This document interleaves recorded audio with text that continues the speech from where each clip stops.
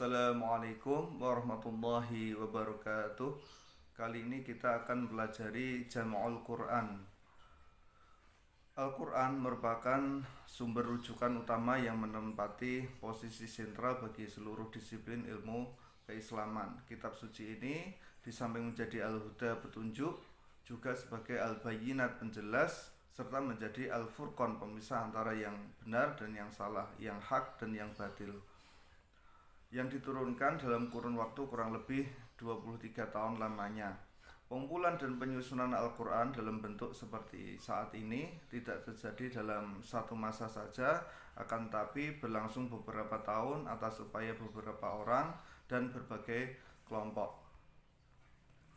Pengertian Jam'ul Quran. Apa sih Jam'ul Quran itu? Kata al-jam'u berasal dari kata jama'a yajma'u jam'an, yang berarti pengumpulan atau penghimpunan. Adapun makna Al-Quran menurut bahasa, kata Quran adalah bentuk masdar kata benda verbal dari qara'a, yang berarti membaca, baik membaca dengan melihat tulisan bin nador ataupun secara menghafal atau bil ghaib. Jadi Jam'ul Quran berarti upaya mengumpulkan Al-Quran yang berserakan untuk diteliti dan diselidiki. Manaqatan bagi pengertian Jam'ul Quran ke dalam dua bagian, yaitu yang pertama, Jam'ul Quran dalam arti hifduhu, menghafalnya dalam hati. Inilah makna yang dimasukkan dalam firman Allah kepada Nabi. Nabi senantiasa menggerak-gerakkan kedua bibirnya dan lidahnya untuk membaca Al-Quran ketika diturunkan kepadanya. Yang kedua, Jam'ul Quran dalam arti kitabuhu kullihi, penulisan Al-Quran semuanya, baik dengan memisah-misahkan ayat-ayat dan surah-surahnya, atau menertibkan ayat-ayat semata dan setiap surat ditulis dalam suatu lembaran secara terpisah, ataupun menertibkan ayat-ayat dan surah-surahnya sebagian ditulis sesudah bagian yang lain. Sebagian besar literatur yang membahas tentang ilmu-ilmu Al-Quran menjelaskan bahwa Jam'ul Quran meliputi proses penyampaian, pencatatan, pengumpulan catatan, dan kodifikasi hingga menjadi mushaf Al-Quran seperti saat ini. Pengumpulan Al-Quran pada masa Nabi. Kodifikasi atau pengumpulan Al-Quran telah dimulai zaman Rasulullah SAW, bahkan telah dimulai sejak masa-masa awal turunnya Al-Quran. Sebagaimana diketahui, Al-Quran diturunkan secara berangsur-angsur. Hal ini disesuaikan dengan keadaan Rasulullah SAW dan agar lebih mudah untuk menghafalnya baik oleh Nabi sendiri maupun para sahabat beliau. Pengumpulan ayat-ayat Al-Quran di masa Nabi SAW terbagi atas dua kategori. Yang pertama, pengumpulan Al-Quran dalam dada. Al-Quran diturunkan pada Rasulullah SAW, di mana beliau dikenal seorang ummi atau tidak dapat membaca dan menulis. Oleh karenanya, setiap ayat Al-Quran diturunkan, beliau hanya menghafal dan menghayatinya agar penguasaannya terhadap Al-Quran persis bagaimana aslinya. Dan setelah itu beliau membacakannya kepada sahabat dan umatnya sejelas mungkin dan memerintahkan kepada mereka untuk dapat menghafal dan memantapkannya. Hal ini persis dengan janji Allah dalam surat Al-Qiyamah ayat 16-19. Bismillahirrahmanirrahim. La tuharrik bihi lisanaka lita'jala bih, inna 'alaina jam'ahu wa qur'anah, fa idza qara'nahu fattabi' qur'anah, summa inna 'alaina bayanah. Yang artinya, janganlah kamu gerakkan lidahmu untuk membaca Al-Quran karena hendak cepat-cepat menguasainya. Sesungguhnya atas tanggungan kamilah mengumpulkannya di dadamu dan membuatmu pandai membacanya. Apabila kami telah selesai membacakannya, maka ikutilah bacaannya itu. Kemudian sesungguhnya atas tanggungan kamilah penjelasannya. Para sahabat langsung menghafal Al-Quran tersebut di luar kepala setiap kali Rasulullah SAW menyampaikan wahyu pada mereka. Hal ini bisa mereka lakukan oleh mereka dengan mudah terkait dengan kultur atau budaya orang Arab yang menjaga peninggalan nenek moyang mereka dengan cara hafalan. Jadi hafalannya orang-orang Arab itu kuat-kuat ya. Mana Al-Qatan mengutip hadis dari kitab Sahih Bukhari tentang 7 hafid melalui 3 riwayat. Mereka adalah Abdullah bin Mas'ud, Salim bin Ma'qal, Mu'ad bin Jabal, Ubay bin Ka'ab, Zaid bin Sabit, Abu Zaid bin Sakan, dan Abu Darda. Yang kedua, pemeliharaan Al-Quran dengan tulisan. Walaupun Nabi Muhammad SAW dan para sahabat menghafal ayat-ayat Al-Quran secara keseluruhan, namun guna menjamin terpeliharanya wahyu, beliau tidak hanya mengandalkan hafalan tapi juga tulisan. Sejarah menginformasikan bahwa setiap ayat yang turun, Rasulullah memanggil sahabat-sahabat yang dikenal pandai menulis. Rasulullah mengangkat beberapa penulis wahyu seperti Sayyidina Ali, sahabat Muawiyah, sahabat Ubay bin Ka'ab, dan sahabat Zaid bin Sabit. Bila ayat turun, beliau memerintahkan mereka menuliskannya dan menunjukkan di mana tempat ayat tersebut dalam surat.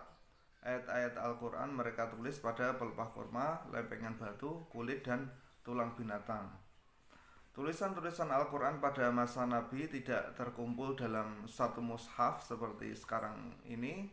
Biasanya yang ada di tangan seorang sahabat misalnya belum tentu dimiliki oleh yang lainnya. Jadi ada sahabat A memiliki catatannya, sahabat B enggak ada catatan, enggak punya catatan itu, seperti itu. Menurut para ulama, di antara sahabat yang menghafal seluruh isi Al-Quran ketika Rasulullah masih hidup adalah Sayyidina Ali bin Abi Thalib, sahabat Mu'ad bin Jabal, sahabat Ubay bin Ka'ab, sahabat Zaid bin Sabit, dan sahabat Abdullah bin Mas'ud. Az-Zarqani menyebutkan dalam kitabnya Manahil al-Irfan bahwasanya faktor-faktor yang mempengaruhi sehingga Al-Quran tidak dibukukan pada masa Nabi adalah sebagai berikut. Jadi kenapa kok Al-Quran waktu Rasulullah itu tidak langsung dibukukan? Yang pertama, sarana tulis menulis pada waktu itu sangat minim dan sangat susah mendapatkannya. Jadi kalau sekarang kertas banyak ya, pulpen banyak. Kalau waktu itu enggak ada. Jadi lewat pelepah-pelepah kurma itu pun juga tidak gampang untuk menemukannya. Yang kedua, Nabi senantiasa menunggu kontinus wahyu karena adanya ayat-ayat yang dinasah setelah diturunkannya. Yang ketiga, ayat-ayat tidak diturunkan sekaligus. Jadi kalau tidak diturunkan sekaligus kan nggak bisa ditulis semuanya dalam satu mushaf kan. Jadi karena itu.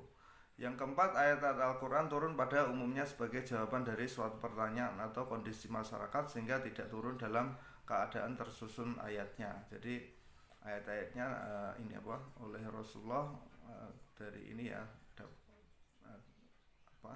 itu diurutkan.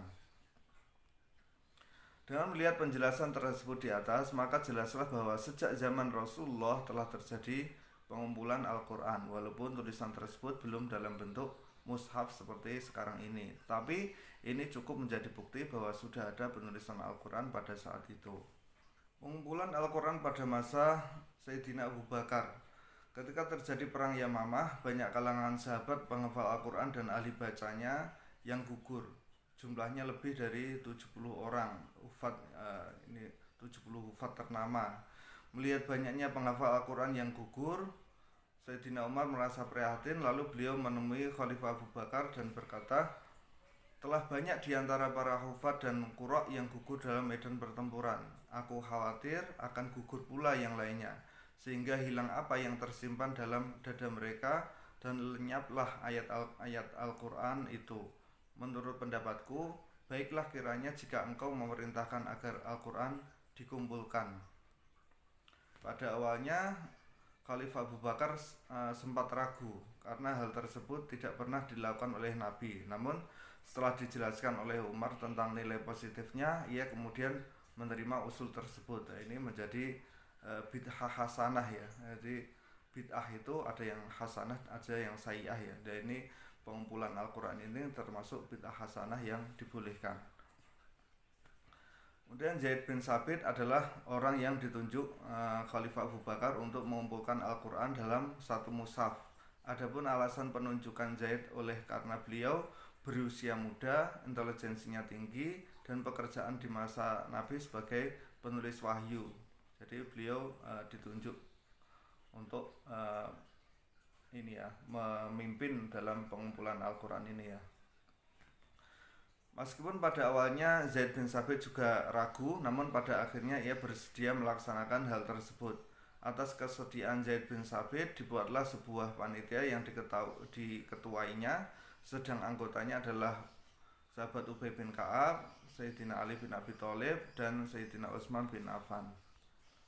Dalam menjalankan tugasnya, berbagai metode dilakukan untuk mengumpulkan Al-Quran. Di antaranya, mengumpulkan tulisan-tulisan Al-Quran dari para sahabat, mencocokkan dengan hafalan para sahabat, ataupun menghadirkan dua orang saksi yang menyaksikan bahwa pembawa Al-Quran itu telah mendengarnya dari lisan Rasulullah SAW. Dalam rentak waktu kerja tim, Zaid kesulitan terberat dialaminya pada saat tidak menemukan naskah mengenai ayat 128 dari surat At-Taubah. Ayat tersebut dihafal oleh banyak sahabat termasuk sahabat Zaid bin Sabit, namun tidak ditemukan dalam bentuk tulisan, dan ini hanya hafalan saja. Kesulitan itu nanti berakhir ketika naskah dari ayat tersebut ditemukan di tangan Abu Khuzaimah Al-Ansari. Untungnya Abu Khuzaimah Al-Ansari ini mencatat, jadi yang lainnya tidak punya catatan untuk ayat tersebut, ayat 128 surat At-Taubah. Dengan cara seperti inilah sahabat Zaid bin Sabit mengumpulkan ayat-ayat dan surah-surah Al-Quran dan mengumpulkannya yang sebelumnya terpisah-pisah. Setelah selesainya pengumpulan dan penulisan Al-Quran ini, kemudian diserahkan kepada Sayyidina Abu Bakar sebagai khalifah ya, dan beliau menyimpannya sampai wafat. Kemudian pengumpulan Al-Quran pada masa Khalifah Utsman bin Affan. Ketika Khalifah Utsman bin Affan memegang kekhalifahan dan para sahabat berpencar ke berbagai daerah dan masing-masing membawa bacaan yang didengarnya dari Rasulullah SAW, serta di antara mereka ada yang memiliki bacaan yang tidak dimiliki oleh lainnya, orang-orang berbeda pendapat dalam bacaan. Setiap pembaca atau qori mengunggulkan bacaannya dan menyalahkan bacaan qori lainnya, sehingga permasalahan tersebut menjadi besar, perselisihan pun semakin memuncak. Jadi memang kalau masalah itu biasanya karena ini ya, dimulai dari menyalahkan yang lain, membenarkan bacaan sendiri, yaitu akan timbul perselisihan. Sebagaimana yang digambarkan dalam sejarah bahwa sekembalinya Hudzaifah bin Yamamah dari peperangan menaklukkan daerah Armenia dan Azerbaijan, beliau mengutarakan kekhawatiran kepada Khalifah Utsman bin Affan tentang perbedaan bacaan Al-Quran di kalangan kaum muslimin. Misal menggambarkan bahwa penduduk Syam memakai bacaan Ubay bin Ka'ab, penduduk Kufah memakai bacaan sahabat Abdullah bin Mas'ud, dan penduduk lainnya memakai bacaan sahabat Abu Musa Al-Asy'ari. Atas kejadian tersebut, Khalifah Utsman kemudian bermusyawarah dengan para sahabat mengenai apa yang harus dilakukan. Dalam musyawarah tersebut, Khalifah Utsman dan para sahabat bersepakat untuk menyalin kembali mushaf Al-Quran yang ada di tangan Hafsah. Jadi setelah Khalifah Abu Bakar wafat, beliau menyerahkan Al-Quran itu pada Hafsah putrinya untuk dijadikan rujukan apabila terjadi perselisihan tentang cara membaca Al-Quran. Untuk melaksanakan tugas tersebut, Khalifah Utsman menunjuk satu tim yang terdiri dari sahabat Zaid bin Sabit, sahabat Abdullah bin Jubair, sahabat Sa'id bin As, dan Abdurrahman bin Haris bin Hashim.